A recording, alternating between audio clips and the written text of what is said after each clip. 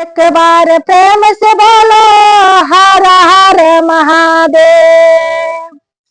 एक बार प्रेम से बोलो मैया भवानी की जय।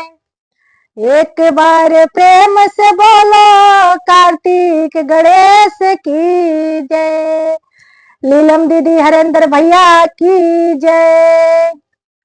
देखी लो दीदी, एगो हम चर्चा सुनाओ तनी आप लोग के, अच्छा लगी तो लाइक में कमेंट में बताना कि हमारा चर्चा आप लोग के कैसन लगल है। एक जानी एगो दीदी रहली शिशिया, एगो शिशिया गुरु बहिना रहली दीदी, तो रोज रोज चर्चा में जास, रोज रोज चर्चा में जास तो उनका आदमी उनका के रोज रोज गाड़ी देस, घूस करस, गाड़ी देस, मारस पीटस। तो का कहा तरी शिशिया गुरु बहिना कि अरे चाहे सैया डंटा केतनो टूटी हो, सिवा चारा चाना छूटी। चाहे सैया डंटा केतनो टूटी हो, सिवा चारा चाना छूटी। चाहे सैया डंटा केतनो टूटी हो, सिवा चारा चाना छूटी।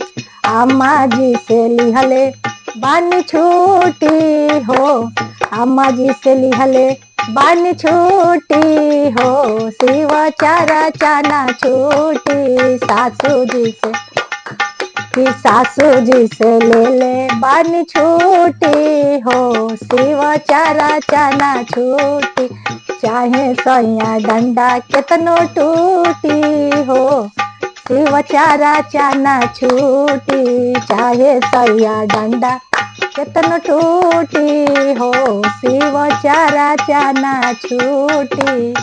कि अम्मा जी से लिहले बानी छूटी हो, सिवा चारा चाना छूटी। अम्मा जी से लिहले बानी छूटी हो, सिवा चारा चाना छूटी। पहिला में दाया मांग दूसरा में चारा चा, पहिला में दाया मांग दूसरा में चारा चा।